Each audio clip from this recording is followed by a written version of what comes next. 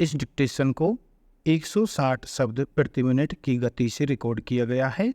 Dictation शुरू होगा 3 second बाद। शुरू। महोदय, मैं एक ऐसे विषय पर अब बोलने जा रहा हूं जो इस देश के सामने एक बहुत बड़ी समस्या बना हुआ है। जैसा कि आप जानते हैं कि हमारा देश किसानों का देश है और यहाँ के अधिकतर लोग खेती करते हैं। आज़ादी से पहले हम लाखों रुपए का अनाज देश से बाहर भेजते थे, लेकिन दूसरी लड़ाई के बाद हमारा देश अन्न के मामले में दूसरों पर आत्मनिर्भर हो गया। मुझे याद है जब पहली लड़ाई हुई उस समय अनाज बिल्कुल बहुत सस्ता था। दूसरी लड़ाई के बाद हमारे देश में अन्न बहुत महंगा हो गया। उस समय सरकार ने खेती की ओर पूरा ध्यान नहीं दिया। पहले हमारे देश के बाज़ारों में लाखों मन अनाज पड़ा रहता था, गांवों में भी लाखों मन अनाज पड़ा रहता था। इस तरह से लाखों मन अनाज हमारे देश में जमा रहता था और देश के लोग बड़े आराम से रहते थे। उस समय अनाज बहुत सस्ता था, लेकिन आज आप देखें कि अनाज बहुत महंगा हो गया है। हमें इस बात पर विचार करना है कि क्या यह हालत क्यों पैदा हुई है। बड़े दुख के साथ मुझे यह कहना पड़ता है कि हमारी सरकार को खेती पर जितना ध्यान देना चाहिए था उतना ध्यान नहीं दिया गया, जिसका परिणाम यह हुआ कि जितने अन्न की आवश्यकता थी वह भी हमारे पास नहीं रहा और हमको अमेरिका से करोड़ों रुपए का अन्न मंगवाना पड़ा। यह हमारे देश के लिए बड़े शर्म की बात है। किसानों की समस्या के हल के लिए जिन चीज़ों की ज़रूरत है उसकी ओर सरकार को ध्यान देना चाहिए, जैसे कि पानी, बीज एवं खाद आदि। सबसे पहले पानी की ज़रूरत है, जिसके लिए देश में सिंचाई की व्यवस्था पर जोर दिया जाना चाहिए। पानी के बाद खेती के लिए बीज एवं खाद की भी ज़रूरत है। मेरा ख्याल है कि अधिक से अधिक पानी का इंतज़ाम हो, बीज का इंतज़ाम हो, खाद का इंतज़ाम तो अच्छी फसल पैदा हो सकती है। मेरा सरकार से निवेदन है कि पानी, खाद एवं बीज आदि की सुविधाएं किसानों को समय पर उपलब्ध कराई जाएं, जिससे अपने देश में अन्न की उपज अधिक हो। मैं समझता हूं कि ऐसा करने से देश की उन्नति ही होगी और किसान सुखी रहेगा और हमें बाहर से अनाज नहीं मंगवाना पड़ेगा। बाहर से अनाज मंगवाने से हमारे देश के आत्मसम्मान को बड़ी ठेस पहुंचती है। आज 2-3 और समस्याएं हमारे देश के सामने खड़ी हैं। एक सबसे बड़ा सवाल हमारे सामने अनाजों का है। तीसरी पंचवर्षीय योजना के अंत में हमने कल्पना की थी कि हम तमाम साधनों को जुटाकर अपने लक्ष्य के अनुसार अनाज उत्पन्न करेंगे। यह हमारा एक वास्तविक दृष्टिकोण है।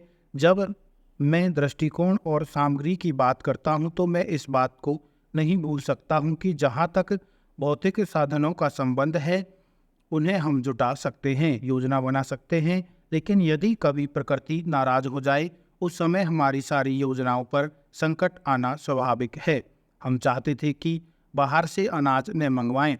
बाहर से अनाज मंगवाने से हमारे आत्मसम्मान को बड़ी ठेस पहुंचती है और यह आत्मसम्मान किसी राष्ट्र के जीवन में सर्वोपरि होता है। वर्तमान की स्थिति में कोई ऐसी बात नहीं है जो हम जनता से छिपाना चाहते हैं या सदन से छिपाना चाहते हैं। हम अपने सारे उत्पादन और अपने भंडार को साफ बतलाया है। हमने चेतावनी दी है कि हमारे पास अनाज बिल्कुल नहीं है। अंतर्राष्ट्रीय स्थिति भी आप देख रहे हैं। सबसे पहला प्रश्न जीवन का आता है और उसके संरक्षण के लिए जहां से भी अनाज प्राप्त हुआ हमने लिया। इस वक्त भी हम बात करेंगे और सबका सहयोग लेंगे। हम स्वावलंबी होना चाहते हैं, उत्पादन को भी बढ़ाना चाहते हैं, लेकिन जब प्रकृति के प्रकोप का हम पर असर पड़ता है तब हमारी चिंता बढ़ जाती है। लेकिन फिर भी एक आश्वासन यह भी है कि हमारी सरकार परिस्थितियों का अध्ययन करके उसके निर्माण का साहस और क्षमता रखती है और कोई कारण नहीं है कि हम स्थिति का मुकाबला न करें। आज एक अशांति का वातावरण पैदा करने की कोशिश की जा रही है। विद्यार्थियों को भड़काया जा रहा है। अन्य देशों का उदाहरण देकर इस देश में क्रांति की बात की जा रही है। अन्य देशों में क्या हुआ मैं उस ब्यौरे में नहीं जाना चाहता। विद्यार्थी समाज के सामने आज 2 सवाल हैं। और हम यह चाहते हैं कि उनका समाधान वे स्वयं करें। एक है अध्ययन का और दूसरा है आंदोलन का। यह निर्णय उनको लेना होगा कि वे अध्ययन करना चाहते हैं या आंदोलन करना चाहते हैं। जहाँ तक अध्ययन का प्रश्न है, इस दिशा में निरंतर चिंतन करना होगा। महोदय, आज यहाँ पर वातावरण काफ़ी कुछ ठीक दिखाई पड़ रहा है। इतने गंभीर मुद्दे पर चर्चा करते समय सदन के सदस्यों को गंभीर होना ही चाहिए। आज देश अनेक चुनौतियों का सामना कर रहा है, लेकिन सबसे बड़ा मुद्दा महंगाई है। जैसा कि आप सभी जानते हैं, पिछले दिनों महंगाई बहुत तेज़ी से बढ़ी है। खास तौर पर खाने पीने की चीज़ें इतनी महंगी हो गई हैं कि आम आदमी खुद को लाचार महसूस कर रहा है। चाहे आटा हो, दालें हो, सब्जियां हों या खाने का तेल हो, सब कुछ आम आदमी की पहुंच से दूर होता जा रहा है। लोग अपने घरों में चूल्हा जलाने से पहले कई बार सोचते हैं। पेट्रोल और डीजल के दाम भी तेज़ी से बढ़े हैं। रुपया कमज़ोर होने के कारण आयात निर्यात पर भी इसका सीधा असर पड़ा है। मेरा कहने का इस समय मतलब यह है कि देश का आम आदमी महंगाई के सामने विवश हो रहा है। क्या सरकार इस सबसे अनजान है? नहीं, सरकार इस स्थिति से पूरी तरह परिचित है। हमारे वित्त मंत्री जी एक जाने माने अर्थशास्त्री हैं और उन्होंने खुद स्वीकार किया है कि आवश्यक चीज़ों के दाम बहुत तेज़ी से बढ़े हैं। मैं इसके लिए जमाखोरों और कालाबाजारियों को दोषी ठहराते हैं। मैं यह कहना चाहता हूं कि यदि वित्त मंत्री जी जानते हैं कि कुछ लोग आवश्यक वस्तुओं की जमाखोरी कर रहे हैं, तो सरकार उनके विरुद्ध तत्काल कार्रवाई क्यों नहीं करती? इस काम के लिए सरकार के पास एक मजबूत तंत्र है। ऐसे लोगों के विरुद्ध तत्काल कार्रवाई की जानी चाहिए और उन्हें कड़ा से कड़ा दंड दिया जाना चाहिए। हम यह भी कहते हैं कि भारत की अर्थव्यवस्था बहुत तरक्की कर रही है। हम विश्व की एक बड़ी आर्थिक शक्ति बनने जा रहे हैं, लेकिन अपने ही देश में आम जनता 2 समय की रोटी के लिए भी तरस जाए, इससे बड़ी विडंबना और क्या हो सकती है? क्या शेयर बाजार के उतार चढ़ाव और सरकारी आंकड़ों को ही तरक्की का प्रतीक मान लिया गया है? क्या ये आंकड़े लोगों को पेट भर सकते हैं? क्या आम आदमी इन आंकड़ों को देखकर खुद को दिलासा दे सकता है? ये सिर्फ मेरे ही प्रश्न नहीं हैं, बल्कि भारत के निचले और मध्यम वर्ग के लोगों के भी प्रश्न हैं, जिनका उत्तर वे देश के माननीय वित्त मंत्री जी से चाहते हैं। आज संसार में हर ओर महामंदी की चर्चा चारों तरफ बहुत हो रही है।